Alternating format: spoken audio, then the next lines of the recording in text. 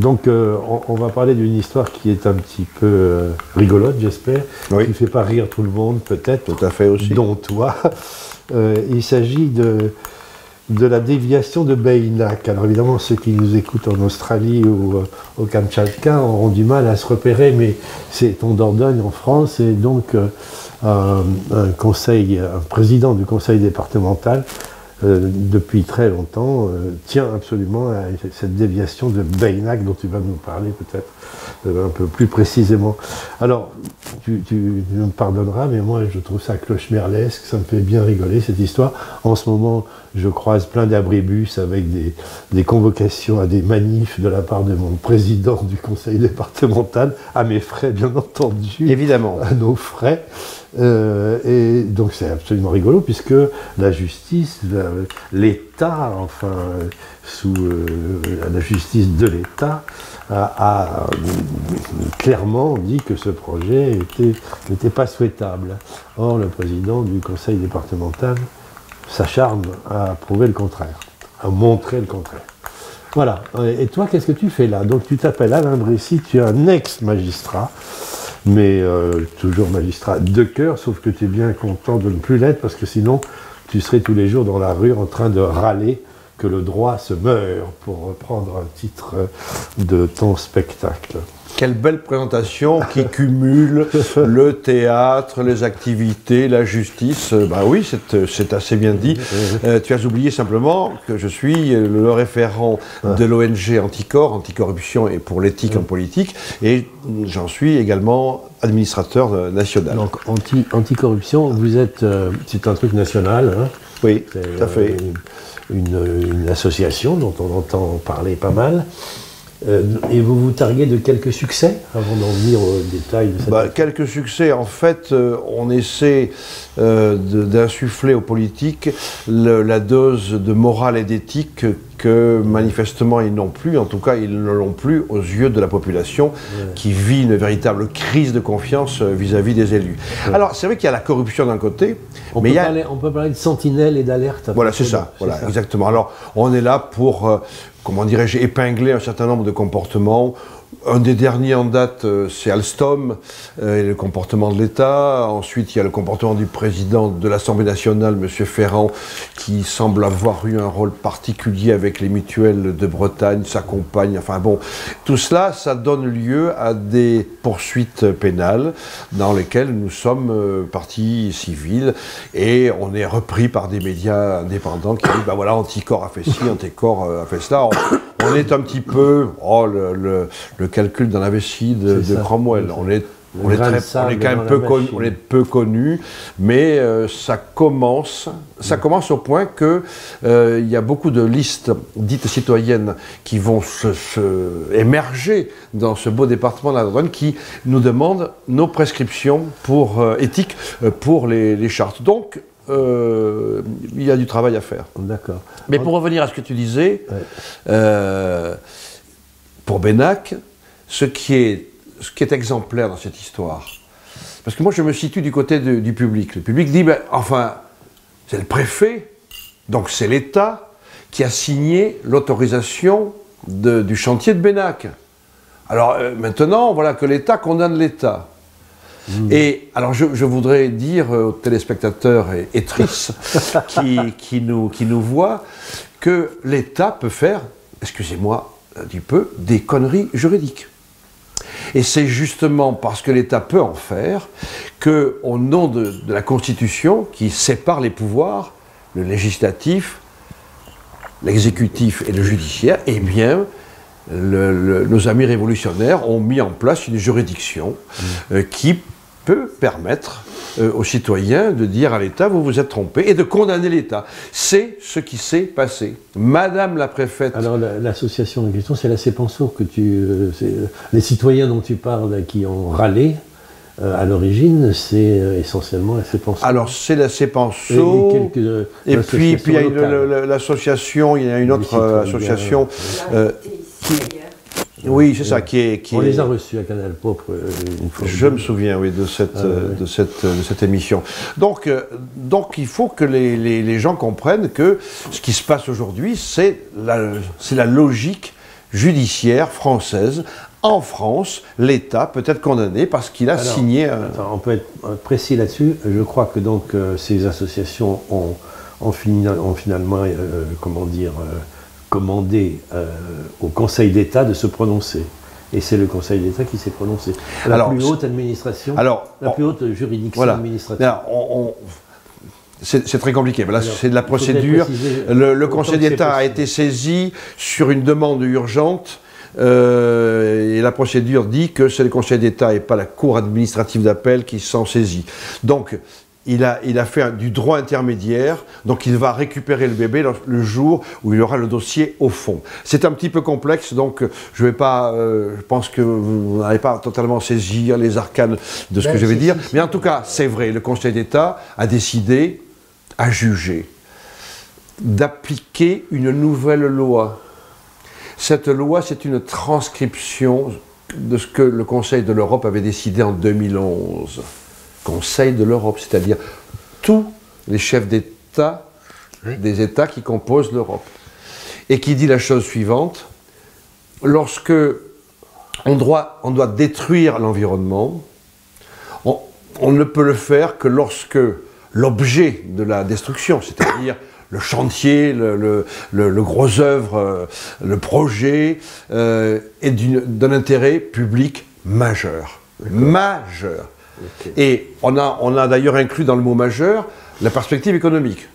Par exemple, regardons dans une montagne, un canton qui meurt parce que la liaison ferroviaire ou la liaison routière est impossible, et que là il faut traverser une vallée par un pont, eh bien, après étude, si effectivement ce pont paraît être la solution pour sortir ce canton de la misère, eh bien, on accepte que l'environnement X, Y, Z, les petites bêtes et autres, soient massacrés. Il faut donc qu'il y ait ça. C'est là-dessus que discute le conseil départemental, enfin le président du conseil départemental discute la lecture de intérêt public majeur. Voilà, c'est ça. Le problème, c'est que l'État français s'est fait tirer l'oreille par l'Europe en disant il faudrait quand même transcrire vite dans votre loi nationale. Comme d'habitude, nous les Français, on traîne la patte. Ça a été fait par qui? Par Hollande. Oui. Et qui était député de la majorité? Il a voté ça. Bien entendu. Germinal Perron, le président actuel. Il a participé, parce qu'en réalité, ça a été d'abord une ordonnance. Alors les ordonnances, on ne les vote pas, mais enfin, il aurait pu se lever en disant « Mais la ruralité est attaquée par ce texte ». Il n'a rien fait, soit qu'il était d'accord, soit qu'il était absent. D'accord. Voilà. Okay. Donc aujourd'hui, l'État, lorsqu'il se juge avec le Conseil d'État, le tribunal administratif, il dit il y a ce texte. Et qu'est-ce qui l'oblige, ce texte? Il dit chaque fois qu'il y a quelque chose dont on dit que c'est un intérêt public majeur, il faut démontrer les alternatives. Bien entendu. Il faut les lister. Il faut dire, voilà, il y a ça, il y a ça, il y a ça, il y a ça. Mais nous, on veut ça, on veut le contournement de Bennac, parce que le reste, ça n'est pas bon. Mais il faut le dire. Or, dans l'enquête publique, il n'y a rien sur les travaux de Bennac. Et je suis désolé, mais à Bennac, on passe. On passe avec parfois quelques bouchons, ce qui est normal dans un site touristique. Oui, parce que l'une des lectures de l'intérêt public majeur, c'était le fait que la traversée de Bennac a été difficile pendant peut-être quelques semaines d'été, mais depuis des travaux ont été faits et maintenant les choses semblent... Alors peut-être aussi que ça c'est discuté par le président du conseil. Alors le président a sorti 2 jokers de sa manche.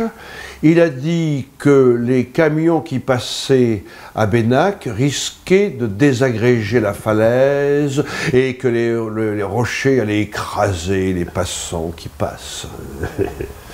Et là, il y a des batailles d'experts pour dire que ça n'est pas totalement la vérité. Le deuxième joker, c'est de dire, grâce à mes 2 ponts, grâce à ce contournement, Sarlat va se réjouir économiquement. C'est-à-dire que les entreprises vont être attirées par le contournement de Bennac en y voyant là la possibilité de faire des affaires, ce qui, à l'heure actuelle, en 2019, est absolument impensable. Et nous, on dit, Ce qui attirerait les entreprises, c'est de ne pas avoir de zone blanche pour la téléphonie mobile, et ça serait d'avoir un Internet à la pointe de progrès. Mais ça, les programmes du conseil départemental n'y se sont jamais attaqués. Il y a bien une commission, il y a bien ceci, il y a bien cela, mais honnêtement, moi je préférerais des millions là-dessus que sur ça, et ça n'est pas les deux ponts de Benac. Puisque tu parles de millions, rappelons que cette déviation qui fait 3 km coûte 10 millions d'euros du kilomètre. C'est ça. Si je ne m'abuse. Et elle a déjà coûté quelque chose. Alors, pour continuer sur ce plan de l'égalité, de la légalité et de l'égalité aussi des citoyens devant la loi, où est-ce qu'on en est? C'est-à-dire, les millions ont déjà été dépensés, comment se fait-il que ce chantier officiellement arrêté soit présenté comme en voie de perpétuation par le conseil départemental? Je ne comprends pas bien comment un chantier peut être à la fois arrêté et supposé continuer bientôt. Alors, l'idée de Monsieur le Président, ça a été de commencer les travaux quelques jours après la signature par Madame la Préfète de l'autorisation unique environnementale. Ouais. Le Code civil dit la chose suivante: ne commencez vos opérations de construction que lorsque vous êtes sûr que les recours sont épuisés. Ce qui n'était pas le cas. Ce qui n'était pas le cas. Déjà, sa première faute, qui, à mon avis, inclut sa responsabilité civile personnelle. C'est de ne pas avoir attendu le résultat des recours. Il y en avait, et il a menti. Il y en avait plusieurs de recours comme ça. Bien entendu, immédiatement. Oui. Et il a menti parce qu'il a fait un site qui s'appelle La Vérité sur Benac, la vérité si je meurs, on ne sait pas si je meurs, mais la vérité. Et il dit, mais enfin, j'ai fait ça, bien sûr que je l'ai fait, sans attendre le résultat des recours. Vous savez pourquoi? Parce que mon permis, il se périme. Et le code de l'urbanisme le dit. Et nous avons répondu à Anticor avec l'article du code de l'urbanisme qui dit que nenni, le permis de construire a sa validité prorogée le temps que les recours soient épuisés. Voilà un beau mensonge que le public avale comme une couleuvre, sans se poser. Mais il n'est pas au courant parce que le public déteste le droit, parce que le droit fait peur. Mais non, pourquoi tu prends les gens pour des imbéciles? Non, c'est pas pour des imbéciles, c'est comme les mathématiques. On ne les informe pas correctement. Évidemment, voilà. Donc on a un petit peu menti, enfin un peu beaucoup menti, et sentir en disant, voilà, j'ai commencé, c'est pas ma faute, hein. C'est la loi. Alors, justement, à ce moment-là, moi, ce qui me frappe aussi dans cette histoire de cloche-merde, enfin, c'est l'inégalité d'information, c'est-à-dire que le président du conseil départemental présente son projet comme étant archi soutenu par 400 maires, je crois, qu'il va bientôt convoquer d'ailleurs à Périgueux devant la préfecture pour protester énergiquement devant ce déni de démocratie que serait l'interdiction de ce chantier, ou la fin de ce chantier. Et puis d'un autre côté, évidemment, les associations locales et tout ça, ces penseurs disent mais pas du tout. Le maire de Benac, par exemple, est contre ce truc. Bon, alors je ne sais pas combien ils sont, je ne sais pas qui compte qui, mais ils se réclament aussi de milliers de citoyens qui ont dit non à des enquêtes d'intérêt public, enfin qui ont répondu non à ce projet. Et donc, est-ce qu'on peut avoir une idée à peu près claire des forces en présence, si c'est comme ça qu'il faut présenter les choses? Alors les forces en présence sont majeures. Parce que le paradoxe de ce dossier, c'est que la représentation départementale d'opposition a, certes mollement, mais tout de même a voté contre toutes les propositions présentées par le président au conseil départemental. Il faut le dire. D'opposition, c'est-à-dire... L'opposition, c'est-à-dire, c'est les gens de droite, voilà, exactement les gens de droite. Mais ces gens de droite-là ne doivent pas être en phase avec les leaders qui tiennent les grandes villes du département, qui sont également de droite, et qui soutiennent M. Perrot, puisque Sarlat soutient Perrot, puisque M. Garrigue soutient Perrot, enfin sans projet, puisque M. Audy... donc on a un appel... C'est le maire de Périgueux. Voilà, il y a le maire de Périgueux, et puis il y a M. Fauvel, qui est tout de même pas totalement à gauche, me semble-t-il. Enfin, il y a tous ces gens-là... La chambre de commerce. La chambre de commerce, mais tout le monde, dans un seul et unanime cœur, soutient ce projet. Et le 25 juillet, Monsieur le Président fait une lettre à Monsieur le Président de la République, où il réunit toutes ces élites politiques, et il parle de 400 maires, dont il dit qu'ils représentent 80% de la population. Et là, je voudrais quand même lui faire dire que 400 maires ne représentent pas 80% de la population, parce qu'un maire, il est là pour un job qui est l'administration d'une commune. Il ne représente pas sa population. Et qui plus est... Il est élu. Il est élu, mais attention, une commune n'a le droit de donner son avis que par un vote du conseil municipal. Il suffit tout simplement d'ouvrir le code général des collectivités territoriales. Or, d'après nos sources d'information, les 400 signataires n'ont pas réuni leur conseil municipal et n'ont pas fait voter « oui, nous soutenons ce projet ». C'est donc une décision personnelle. Et ça nous est... Excuse-moi, 400 maires, ça représente quoi sur le départ? Ah, il doit y avoir 550 à peu près. Donc il a raison, c'est 80%. Alors c'est 80% des maires, mais pas de la population. C'est ça, Et puis, certains maires sont venus nous voir en disant, écoutez, Monsieur Récy, moi, je suis obligé d'être... Pourquoi? C'est des accords un peu contraints. J'attends les subventions. C'est ça. Et je les attends depuis longtemps. Vous savez, moi, M. Brécy, que j'ai été obligé de faire un emprunt, enfin, ma commune a fait un emprunt, parce que nous attendons toujours les subventions prévues pour le bâtiment. Donc, on ne peut pas.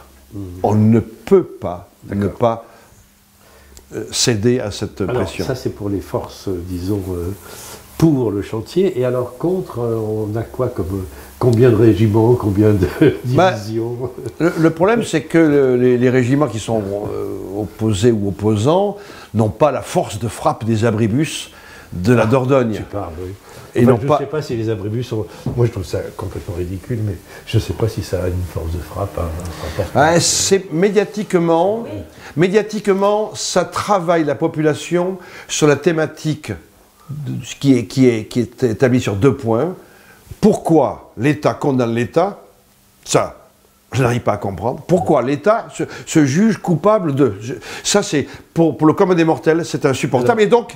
Précisons, l'État condamne l'État. Quel État condamne quel État, exactement? Disons que la juridiction administrative, qui est indépendante constitutionnellement du pouvoir exécutif, a le droit de dire à l'État, c'est-à-dire à l'État, vous vous êtes trompé en accordant cette autorisation. Ce que tu disais au départ, c'est l'indépendance des pouvoirs. Voilà, mais ça c'est très difficile à comprendre. Parce que le Conseil d'État, il y a le mot État, l'État condamne l'État, mais qu'est-ce que ça veut dire ça? Il s'en fout en haut. Et donc c'est très facile de taper humoristiquement sur l'État qui se condamne. Vous voyez bien, mesdames et messieurs, que ça ne veut rien dire. Qu'est-ce que ça veut dire, cette espèce de jugement où l'État condamne l'État? Donc, enfin, ça c'est un sophisme, excuse-moi, mais c'est l'administration qui condamne l'exécution d'un projet. Voilà. Alors ça, c'est le premier motif. Le deuxième motif populaire, c'est de dire, alors ça c'est le bon sens, on a commencé, on finit. Voilà. Donc c'est tout. C'est commencé, c'est fini. Tout ce qui est... Bon, d'accord. Il semblerait qu'il y a eu quelques petits problèmes juridiques. Écoutez, on finit. Non, mais attends, tu fais parler toujours ceux qui sont pour. Et parce que c'est... Moi, je m'adresse à eux parce qu'ils sont dans les campagnes, à droite et à gauche, majoritaires. Et ils disent, mais quelle gabegie financière. Mais on va dépenser de l'argent. Tu n'en sais rien là-dessus. On ne sait pas qui est majoritaire là-dedans. On ne leur a jamais demandé. Tout à fait. Bon, alors, ne les faisons pas parler en leur absence. Moi, ma question est, quels sont les arguments, donc, on a vu les arguments de M. Perron, quelles sont les forces en présence de l'autre côté, quoi? Je disais combien de divisions Anticor et les autres? Alors, les autres, oui, il y a la CEPANSO, il y a Défendre l'intérêt général en Dordogne DIGD, ouais. Il y a une association qui n'est pas J'aime la vallée, mais qui est opposée. Ouais. Et puis, il y a des citoyens de Dordogne qui se réveillent au fur et à mesure des aléas de la pratique de Monsieur le Président Perrot. Mais il y a eu des enquêtes d'intérêt public aussi, non? Alors, l'enquête publique a été écrasante contre le projet. Bon, c'est quand même... C'est vrai, et c'est sûr que quand on regarde les likes sur l'internet de J'aime la vallée et tout ça, c'est pas Flores. Donc ça ne mobilise pas énormément. Est-ce que c'est un signe pédagogique? J'en suis pas sûr, parce que les gens quand même restent beaucoup... L'intérêt public a clairement... Tout à fait. Tout à fait. Et que répond à ça, M. Perrot? Mis à part ces 400 maires, qu'est-ce qu'il répond à ça? Mais il répond que les opposants se sont plus mobilisés que les autres qui n'ont pas compris l'enjeu, mais qui le comprennent maintenant. Oui. D'ailleurs, s'ils le comprennent, c'est que moi j'ai toutes les chambres consulaires, j'ai tous les maires du département, j'ai tout le monde avec moi. J'ai tout le monde. Donc cessez de me renvoyer des troublions. Et puis, c'est quoi? Et là, nous avons un autre système de pensée, qui est un système, j'ai un peu honte de le dire, mais qui est un peu populiste. Parce que j'ai entendu pratiquement, Monsieur le Président, s'assimiler à Jacques le Croquant. Oui, la ruralité. La ruralité. Ouais. Et parler des châtelains de Bénac, de Paris, de l'État parisien, et qui veulent broyer ces petits paysans qu'il est lui. Qu'il est lui. Ça fonctionne génialement. Effectivement, il y a 2 ou 3 châtelains qui étaient là déjà lorsque le Conseil d'État ne leur avait pas donné raison en 2001. Donc ça veut dire qu'ils étaient peut-être châtelains, mais ils n'avaient pas gagné. Et malheureusement pour M. Perrot, ce n'est pas les châtelains qui ont gagné, mais c'est la loi, c'est le droit qui a gagné. C'est pour ça que je suis assez confiant pour la suite des événements. En tout cas, entre guillemets, ce populisme-là, quoi que tu penses, fonctionne bien dans notre territoire. Ouais, c'est drôle parce que d'un côté, il dit, par rapport aux élites parisiennes, c'est moi le peuple, mais par rapport au peuple bergeracois, il dit, c'est moi l'élite quand même, puisque c'est les 400 maires contre le peuple, finalement. C'est un populisme. C'est un peu vrai. Alors voilà, mais ce qui se réveille à l'heure actuelle, c'est le dernier épisode, ou l'avant-dernier. Alors oui, où va-t-on?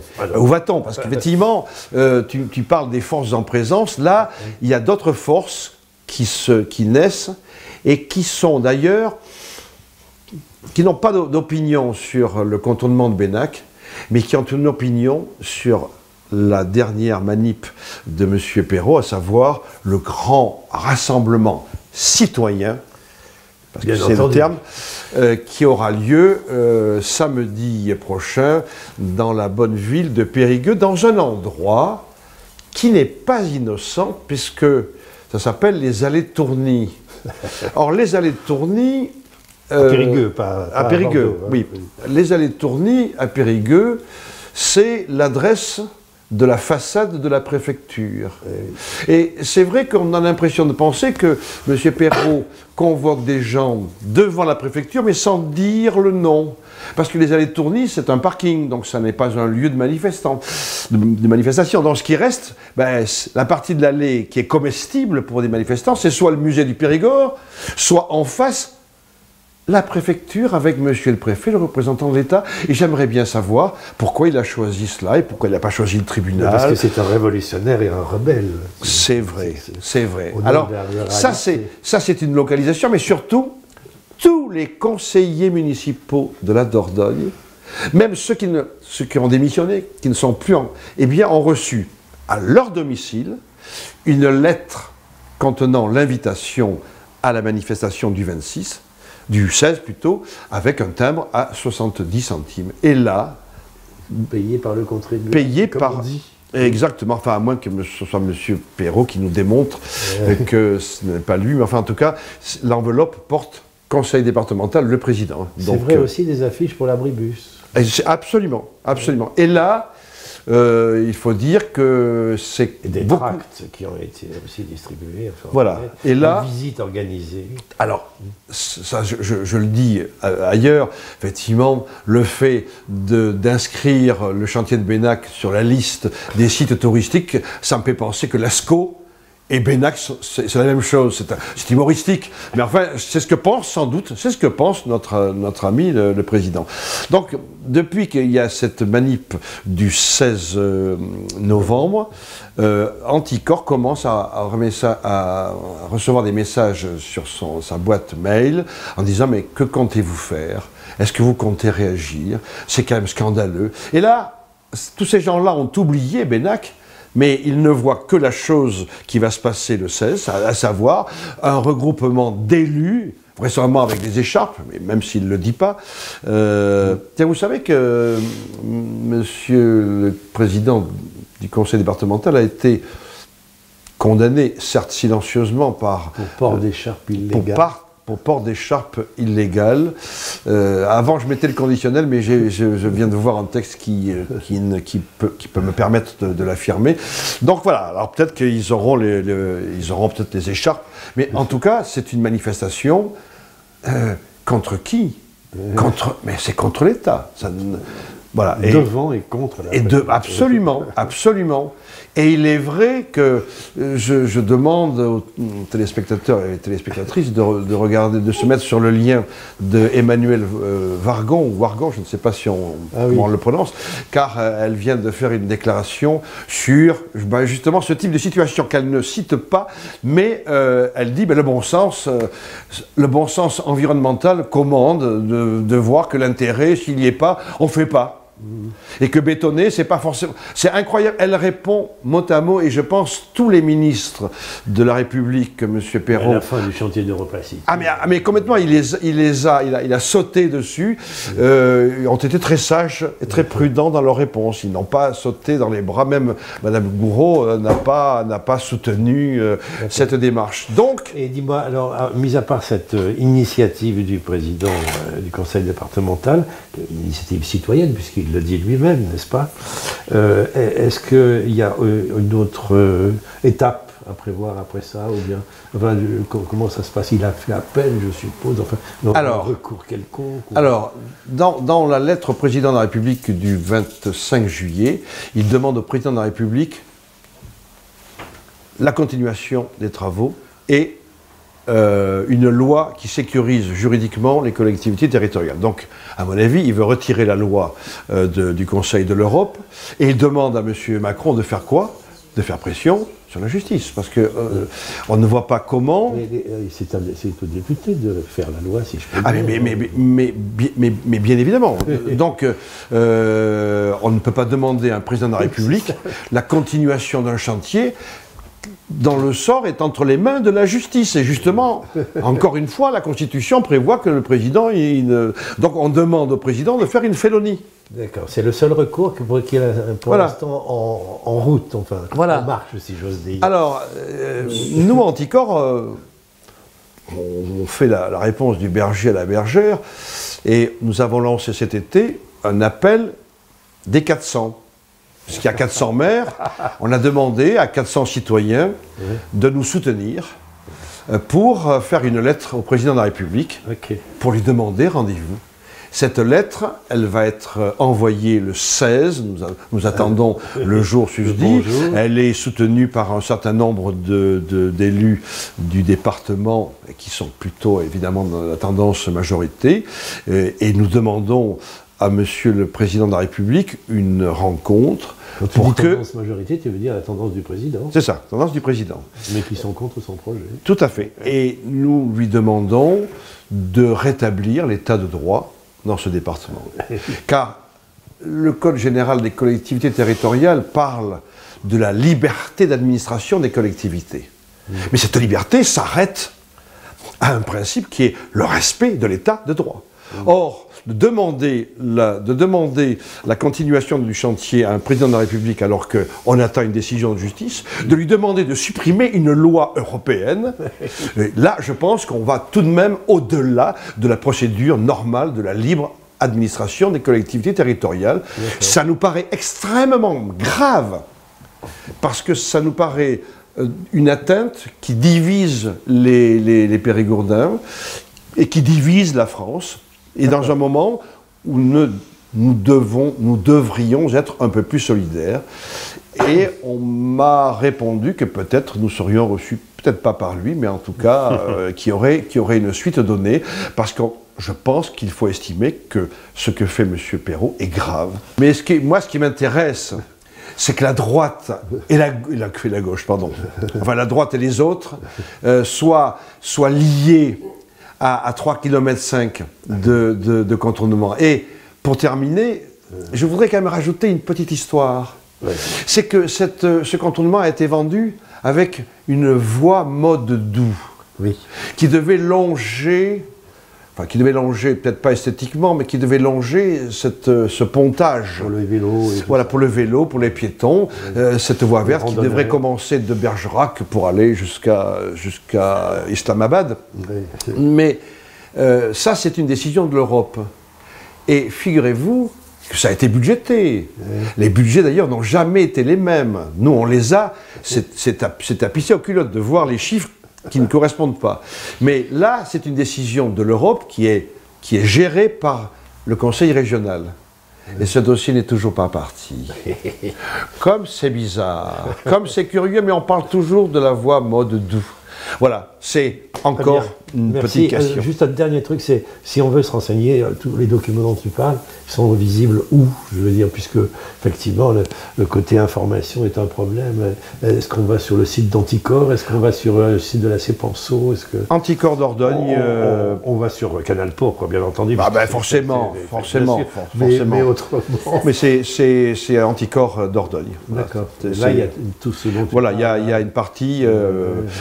On est moins, comment dirais-je, on est moins en pite, comme on dit, sur le site. Nous, on ne travaille pas au conseil départemental, on n'a pas de gens salariés, mais enfin, il y a un petit minimum. Et puis la lettre au président de la République qui partira samedi, il sera des... En tout cas, Canal Pop reçoit pas mal de courriers de la Cepenso aussi, qui s'y tient très ferme. Et puis les citoyens aussi, de la vallée, etc. Moi, je pense qu'il y a peut-être un petit essor. On verra d'ailleurs au municipal si ça... Si ça se traduit, mais ça sera un autre dossier. Que tu reviennes. Oui, absolument, avec plaisir. Merci. Bye. Oui, on doit ajouter un truc, c'est que Fabienne va demander, qui est derrière la caméra, le scénario de sortie de cette affaire du chantier. Comment ça pourrait se passer? Alors, ça sera quand même une première en France parce que les débuts de chantier attendent que les recours soient épuisés. Donc, nous sommes en Dordogne dans un cas exceptionnel. Eh bien, nous, alors c'est pas les Cepenso là, c'est un groupe autre qui a mandaté des ingénieurs pour chiffrer la démolition de ce qui a été fait. Eh bien, c'est 5 millions d'euros. D'accord. Et 5 millions d'euros, par rapport à ce qui doit être encore déboursé, eh bien, il n'y a pas photo. Bien sûr. Il n'y a pas photo. Et techniquement, c'est possible, et cela reviendra exactement comme en l'état actuel. Il y a un autre exemple qui s'est passé... Il s'agit bien de remettre les choses en état. Tout à fait, exactement, tout à fait. Et de supprimer surtout ces piles. Oui. Il y a un autre exemple qui s'est passé au Portugal pour un barrage dont les travaux ont été commencés, puis annulés et démolis. Oui. Donc c'est extrêmement rare. Parce que d'habitude, les élus attendent que...